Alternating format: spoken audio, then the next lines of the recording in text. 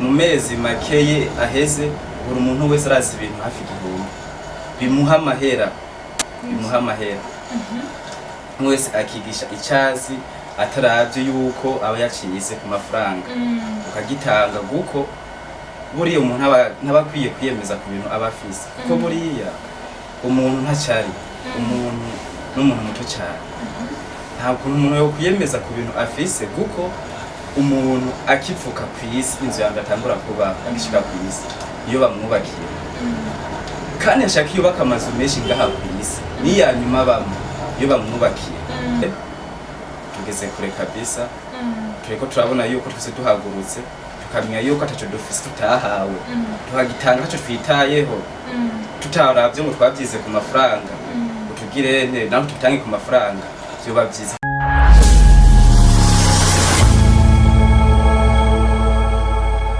Namutse canke mwiriwe bivanye naho muherereye ni kuri Murika Budget TV nkuko mubibona ni Haragakiza Kristo Pamela. Imbere ya byose murabona yuko dufise abatumire badasanzwe ubwiza bw'inyuma ndetse n'ubw'indani. Murakoze ku bisanzwe umukozi w'Imana niba rutaforotye ariwe visionnaire w'imbono yari yo vision akizana ino yerekwa muri eglise Rehoboth Church bwiza byatugoye kwakira twibaza ko ari indoto twibaza kumva kumenga ibintu bitaba twabona umenga ntibyoshoboka kwigisha n'umuntu wese ibintazi twumva umenga ni indoto ntibishoboka ariko wewe kuko biri mu maraso yiwe ari nyene vision aguma bitubwira uburongozi ngo rusanzwe tukorana umurimo w'Imana kuri yo eglise Rehoboth Church bwiza yuko twoshiraho programa mu yandi maprograma yo kwigisha ariko tukamugwanya tuamenga ntibishoboka ibintu biraba kumbure ni bimwe by'impemu by'abakizwa gusa ngo ari mu mpye bati bino bintu bibaho tumbumenga ni ibintu bidashoboka vraiment ni indoto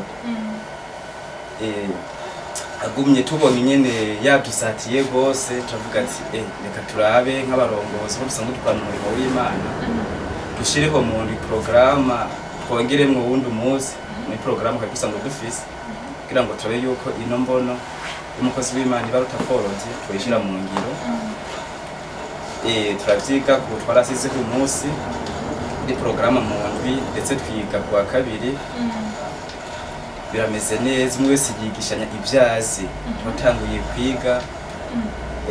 mu mezi makeye aheze buri umuntu wese arazi ibintu hafi igihumbi bimuha amahera wese akigisha icyazi ataravye yuko aba yacize ku mafaranga ukagitanga guko buriya umuntu ntabakwiye kwiyemeza ku bintu aba afise kuko buriya umuntu ntacari umuntu n'umuntu muto cyane ntabwo umuntu yo kwiyemeza ku bintu afise guko umuntu akivuka kw'isi inzu yanjye atangura kuba agishika kw'isi iyo bamwubakiye kandi ashaka yubaka amazu menshi ngaha kw'isi niya nyuma bamwe iyo bamwubakiye yandi majambo umuntu ibintu byose afise ntakwiye kubona ko ari ibyiwe akwiye kubirekura akabisangiza abandi atitaye ngo bantu bacu baronka abakiriye benshi ngo kumbure ntiyosubira kuronka abakiriye akamenya yuko yaje kw'isi ataco afise azosubira no mu nda y'isi ataco afise kuko n'inzu abamwe ubwa nyuma niyo bamwubakiye kandi kw'isi aba yarazubatse niyo abamwo ava niyo bamwubakiye ni kubera iki none tutoja hamwe nk'abarundi uwo mutima tukamenya yuko kw'isi ibyo dufise atari iby'iwacu waratanguye turigishanya tugeze kure kabisa iyo mbono ya nyene yo uno mukozi w'Imana tusanzwe dukora umurimo w'Imana forge nibaruta igeze kure twahimiriza rero yuko abantu bose bari mu madini atandukanye abagatolike bari mu mamosika aribo bashehe abaprotesta bose yuko twoja hamwe tukigishanya na cyane kuko turi kumwe twese birashoboka nk'uko nyine cyubahiro umukuru w'igihugu cyacu cyiza cy'u Burundi yabivuze ati twese turi kumwe birashoboka natwe duhagurutse twese nk'Uburundi mu mayigize atandukanye na nefu kurusa cyane cyane yuko twese turabizeye hamwe hose tukigisha nka tukumva yuko umuntu atacafisa atahawe kandi atanico ari atagizwe akamenya yuko ibintu byose afise atari kwiwe twese tukumva yuko gutanga ikintu ari inyungu kuko gutanga kuzana umugisha kuruta guhabwa nukuri bimeze neza bigeze kure ntaje ndamaze kumenya ibintu byinshi ntazi ntarenzi byo gukoresha byo gukora n'abandi baramaze kumenya ibintu byinshi hari abo turi byinshi kabisa hari abo ndetse turi turaruka no mu bihugu bitandukanye ubumenyi babukuye ngaho gukora ibari barabuze muri eglise no munsi turafise n'umwe yuriye imodoka agenda araramugwana agiye n'ubumenyi yize ariko baramutelefone aze gufasha mu kindi gihugu tugeze kure kabisa turiko turabona yuko twese duhagurutse tukamenya yuko ataco dufise tutahawe tuhagitanga taco twitayeho tutaravye ngo twavyize ku mafaranga utugire naho tutange ku mafaranga byoba byiza ko ndarabaje ku ishure ndiko ndiga amafaranga y'ishure yarangora gutanga cyane gose kubuge nandika na derogation kugira ngo bandindire gusaba igihe kugira ngo bandindire ariko nkakubera ino visionnaire no mukozi w'Imana Forde nibaruta nkiyumva mu kwivyo nize byose no bitanga cyo nitaye ntibutse kuntu kumari kuri amahera y'ishure byangora nkumva ko byose no bitanga nta kimwe sigaraye kubera namaze gutahura yuko ataco mfise ntahawe kandi atani ico ndi ntagizwe nuko ndabashimiye murakoze cyane ndumva yuko biryoheye kumva kandi nibaza yuko hamwe nuko muri abakozi b'Imana muri abantu bamenye Imana ico gikorwa nticafuye kwizana mu mukozi w'Imana niyibitanga ndizera neza yuko iyatanguje igikorwa muri we co kumwumvisha gutera akama Barundi n'abari mu makungu bose izo bisozera umukozi w'Imana Obedi wavuze ngo musanzwe mubikora ku munsi wa kabiri nashaka kumenya ngo mbega n'aba Kristo bo ngaho muri Rehoboth Church Bwiza bonyene uwo munsi wa kabiri bashobora kuba ari bo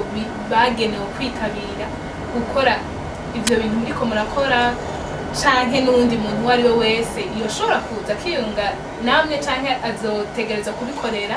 aha azoba aherereye hasanzwe akorera ivyo bikorwa vy'Imana na cane ko bazoba bamaze kumva akakamu nateye. Murakoze cyane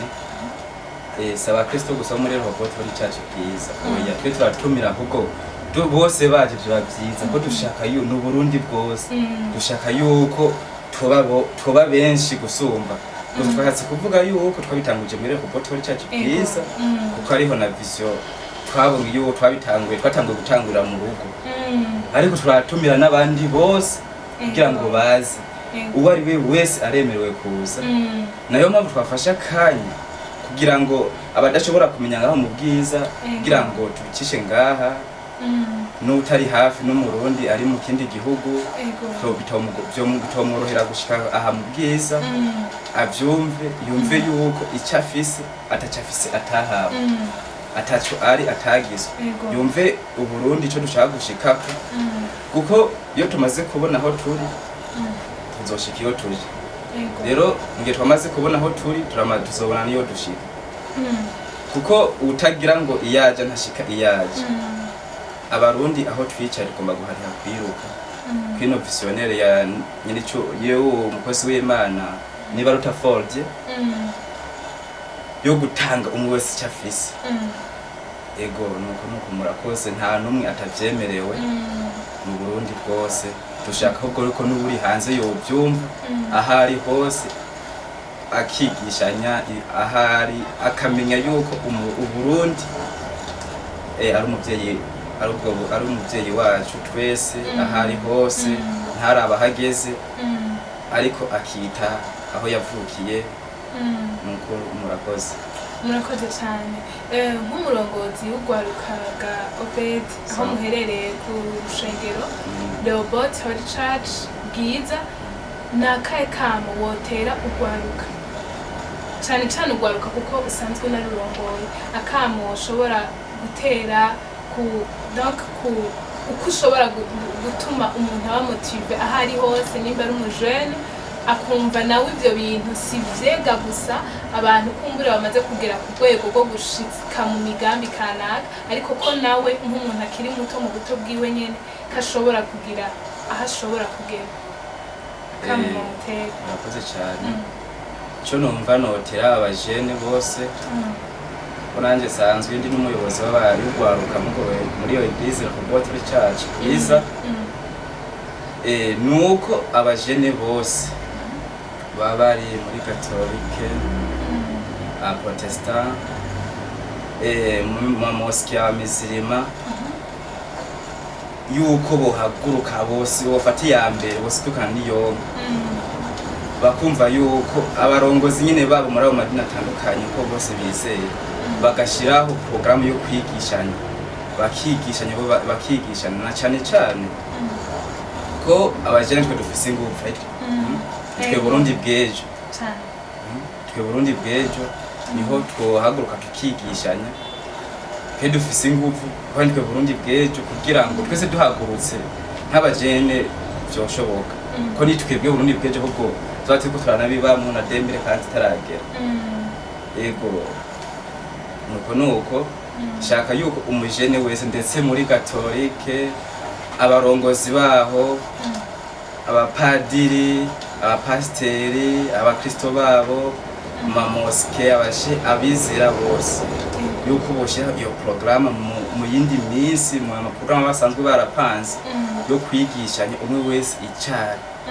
abajene bakabatahuza yuko ataco bafise bataha ataco bari batagize kugira ngo umujene wese ikintu cyose afise yumve yo kugitanga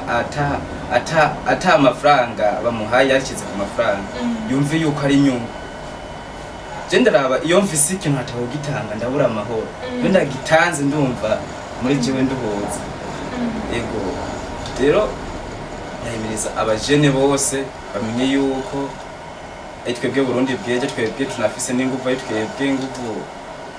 dufise n'ingufu yuko tuhaguruka twufata iya mbere abari mu mosque abari muri Catholique Protestant tugafata iya mbere abatamani baduceko reka ni twebwe dufise ingufu ni twe numva umengo dufise ingufu ego byoba byiza gusumba abajene ari bafashe iya mbere ego uko nka jewe vraiment aho ntumbereye gusa muri Eglise Rehoboth Church sanzwe nkorera umurimo w'Imana kuko n'umukozi w'Imana ni Bataford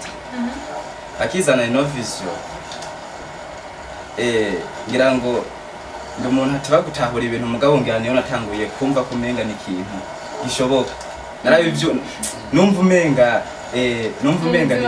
sanze uteba gufata ingingo gutahura ntupfa kuba nk'abantu bapfa kumva rimwe gusa kwa bagiye oya ariko iyo ntavuze yivuze ubu niwe kweri niwe yayivuze ku mutima ndavuga ati yivuze si wewe ati ni Imana kabisa abandi bose musanga ndabarongoye ndabaje ndavuga ati batazi iyo vizi irakomeye cyangwa ntangura gutora ikayi n'ikaramu mpera ku murongo wowe gute witwa wiziki zo kwigisha iki natanguye ko tuzoza turakurikirana kwigisha ndatangura ndabandika bamwe huko ndabandika no ku ngufu ko namaze kumva yuko iyo vizi ikomeye kandi atari wari Imana ari mpemu we yamurongo yamukoresheje abantu biza barambwira ati je nize comptabilité abandi barambwira ibintu byose bize economy ibintu byose bamwe ariko ndabandika ku ngufu none ni kubera iki uriko ratubaza icyo twize birabasiga kuko je namaze kumva vizi yuko atari we ndabandika natwe ikaramu ndabandika kugeza ubu umuntu yigisha ndasoma ati ingo we newe tukeneye ko wigisha ikeneye ati ngo wigisha ikeneye tugitangura hari abatamenye ivyo turimo bagatinya kuza kwigisha rero noza kwigisha gute narize ariko nta kazi mfise bimariri ze kwiga ibindi bimariri ariko ubu baramaze kubona iyo tuje baramaze kubona aho turi barabona niyo tuje uwo tuvuze ati ngo niwe wigisha azariruka isaha yitanga iminota myinshi kugira ngo ntagire uwundi amutanga kwigisha. Turamaze gutahura yuko gutanga ibyo ufise ariko kucuronka ibindi bisumba ibyo utanze, ngo gutanga kuzana umugisha kuruta guhabwa. Ntirakama umuntu wese, umurundi wese, umujene wese ari ngaha mu Burundi ndetse ari no mu gihugu cyo hanze, ariko ari mu Burundi, ari umurundi ishimira igihugu ciwe cyamwibarutse kwino vision y'umukozi w'Imana ibaruta Ford, dukora umurimo w'Imana aha muri Rehoboth Holy Church Nyakabi, aha muri Bwiza. Umurundi wese ari muri uwizira wese, umuprotestant, umugatolika, umumisirima wese yumve yuko twosidukana niyo atanumwe avuyemo. Umurundi wese ahari mu myaka 2 umuntu azobaza ibintu birenga ibihumbi 2 bimuha amafaranga ku buntu. Je ndaraba ubu ibintu nzi birarenze kabisa. Ibintu nzi birarenze. Ubu no kuvura ibyo nzi ntibijanye no kuvura byukuri.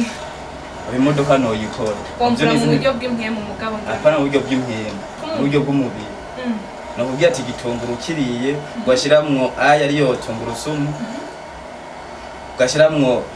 ugashiramwo n'inzenyi karoti, byose nakubwira ibyo ushiramwo n'ukuntu bikora. Ugati ni malaria ntuzosubira kurwara. Anege sample avuga turarinda iminota 15, avuga ati grippe, avuga ati kwikingira ibintu n'ukuntu ibintu biri bimeze neza. Yego. Apana mu buryo bw'impyemu. Yego. Mu buryo bw'umubiri. Kandi na cyane ko numva ibyo umaze kudondagura bikeya gusa mu byo tubwiye ibitunguru n'ibindi ni ibintu dusanzwe dukoresha mu buzima bwa misi yose. Yego. Ibitunguru, amakaroti, mutubwiye ni ibintu dusanzwe dukoresha mu buzima bwa misi yose. Nibaza yuko umuntu wari wese ariko aradukurikirana ari ibintu donc tugerageje kubyumva hamwe yo natubwira byinshi kurusha. Ni ibintu dusanzwe two kwironkera yaba umuto cyangwa umukuru. Ego nukuri ndabashimire cyane. Urakoze. Antuka kuri karadukurikirana yaba uri hano mu gihugu cy'u Burundi cyangwa mu makungu, antuka umugambi mwiza cyane. Ni umugambi novuga ati kuri jewe no wakataraboneka, nihishurirwa ridasanzwe, na cyane ko igihugu cacu ari igihugu twahawe k'amasezerano yaba abanyamahanga. Ayo masezerano amwe turayabona ku marezo sosiyo, abatubwira ibyo tugiye kubamo, ndetse kuva kera ni igihugu camye gifise amasezerano mazima. None novuga ati kubwanje ndashimira Imana n'abarundi dushimira Imana muri rusange yuko hariho abariko barashitsa iryo sezerano. Hariho ab'Imana iriko irakoresha nka Fort Dieu, umukozi w'Imana wo muri Rehoboth Holy Church ya Bwiza, ariko arashira mu ngiro ico gikorwa, iryo sezerano ryamyeho kuva kera. Imana yamuhaye kurishira mu buryo buri pratique, uburyo bufatika. Ndabashimire cyane kandi ntera intege rwose umurundi wese aho uherereye, aba diaspora. Nibaza yuko izina umurundi ntiriba rihindutse, ariko aho uherereye nawe ugaragaze iki gikorwa, ugishire mu ngiro. Na cyane ko batigeze bakumira, nta dini na rimwe rigeze rikumirwa. Nibaza yuko ari ikintu kitwereka neza ko ari umugambi muzima kandi ufise aho ushobora kutugeza. Zina murundi wari we wese hamwe no kudakumira abacanke bariya. Twumvise yuko n'abakozi b'Imana, nibaza yuko na cyane ko Imana yakunze ishengero kandi yadusabye kugira urukundo rwo gukundana hagati yacu. Bazogenda babidufashamwo. Nizera yuko atari rya mbere kandi atari naryo nizera yuko atari rya mbere, hari aho bari bamaze kugera babibwira abandi, kandi atari n'irya nyuma gusubira guhimiriza abandi bantu aho baherereye. Natwe tubemereye yuko tuzogenda tubibutsa umugambi ko dukwiye kuwushira mu ngiro. Nk'akabazo ka nyuma, mbega nko ku muntu ariko arakurikirana ariko ashobora kuba yifuza ati jewe noshobora gukurikira uyu mugambi, noshobora kuwukurikirana ntawushira mu ngiro nk'umurundi kugira ngo yitabire aka kamo, hoba hariho akanimero kugira ngo umuntu wese ashobore kugira ko abashikira byoroshe, kugira ngo kumbure n'igihaze, kuko burya abantu iyo bariko barumviriza baragira ibibazo nabo bibabakira uretse ko muri commentaire tuba twifuza ko bagira ibyo bibazo tubaza ariko hamwebwe nyene guhabwa ico gikorwa n'Imana nyene kurungikwa n'Imana hano mu Burundi kugira ngo mudufashe boshobora kuronka nimero zanyu kugira ngo umuntu abishikire byoroshe sinzi ego birashoboka nimero zanje zirahari umuntu wese vraiment nitinye umva nk'abo barongozi bose bama Église catholique Église protestante ma mosquée bumva yuko umugambi iki gicapo yogishira mu ngiro arawe ikaze arashobora kundondera arakamubakiye kumbura byango ndamuye amakirisisima yose kuko urabona hano tuba dufise n'umwanya wari byango ndanabimwere ukuntu yobitangura mbere atari ibintu ndanamusavye kuko nta yindi nyungu nifuza ko igihugu dutera imbere tudugire rimwe mu iterambere akoze Imana tubishiremo uruhara na cyane ko abarundi bose bari mu mashengero mu mamoske no bimere kuko nabigira atani ico iri barama ngo yumvira ati n'uwo muntu yobagoye kuronka ibiki simple cyane jewe nagwaye nimero kandondera yabari kuri message yabari kubonana ngabikwere kukuntu nabitanguye nawe ukaco bikora kugira ngo abana b'u Burundi tudugire rimwe yametso y'amaraso atembera mu mitsi yacu yametso iwe muvyeyi wacu bwo Burundi agati ku butaka bw'u Burundi tumve yuko ukwiye gufasha kugira ngo abarundi bose utere imbere hanyuma rero nimero zanje za WhatsApp ni 72 050 211 72 050 211 hanyuma igisanzwe ni 61 984 458 61 984 458 ushobora kumusanga kuri Église hose wondora uwo musanga ku kazi aho nkorera imirimo y'amaboko aho mu Kigobe les ressources humaines de la société de gardiennage safeguard hose birashoboka kuri telefone birashoboka usanga muhira birashoboka no kuvuga twovugana nagufasha kugira ngo bishire mu ngiro byoroshe murakoze Imana igwezegere cyane mukozi w'Imana fort Dieu ndabashimire ku kanya mwaduhaye ku kanya mwitanze ko cyane kugira ngo mukomeze himiriza ico gikorwa mwatanguje muri Église yanyu Rehoboth Hot Church bwiza kugira ngo muze mukibwira abarundi no basabira yuko Imana yakomeza kubaha n'ayandi mahishurirwa menshi cyane arushirije murakoze cyane murakoze gose namwe kuba mudufashije Imana bayizagire namwe kandi igikorwa muko murakora cyo kumenyekanisha ibintu abantu iyo babituye kumbona mubakira neza mukabumviriza mukabafasha muzobana yimufasha n'abandi abarundi bafise amatara abarundi bafise amavision abarundi bafise ibyo bazi byo fasha abarundi ni benshi bazobitura muze mubafate neza kuko natufashe neza turabashimiye kandi turazi yuko si ubwa mbere ari ubwa nyuma tuzobandanya tubitura n'abandi tuzumva yuko bafise ibintu birashe byiza dushobora gufasha abarundi tuzobarundi ikibazo kugira ngo mubafashe kugira ngo bashike kure kuko Imana ibayezagire murakoze cyane tubashimiye cyane namwe Obed murakoze cyane banezerewe ko mwatwakiriye turabashimiye cyane Imana ibonere umugisha n'abandi bazobitura bafise taraba b'abarundi bashaka ko ibintu byabo batovyigumiza mu byobona n'abandi bari hanze bitobona mbese umuntu wese yoba ari ngaha hafi yifuza ko byobona n'umuntu yoba ari hanze muze mubakire neza nk'uko mwatwakiriye turabashimiye murakoze cyane Imana ibahezagire mukomeze kugira aho muba mwubahwe tunashimira n'abakunzi ba Murikabuja TV abakomeza kudushigikira abakomeza kugira amakomantere abakomeza kugira amashare barungikiranira ku nshuti zabo zitandukanye abakomeza kugira amalike tubashimire cyane hanyuma murushirizeho iyi video nizera neza yuko ari video zorabwa ku bwinshi cyane wewe uzowiyumvirira ndagusabe ngo bakeya basi bashoboka baze baba batanu ushobora kuyirungikira kugira ngo wumve iki gikorwa kidasanzwe kiriko kirava muri bano bantu badasanzwe bano bakozi b'Imana badushikirije. Twarabemereye yuko tuzogenda tumurika nkuko TV yacu yitwa ni Murika Buja TV, twaremeye ko tuzogenda tumurika ahantu hose hari ikintu gishobora kubera kizima igihugu cyacu c'u Burundi, abarundi muri rusange. Tubashimire cyane, murakoze, mugire umunsi mwiza, bye bye.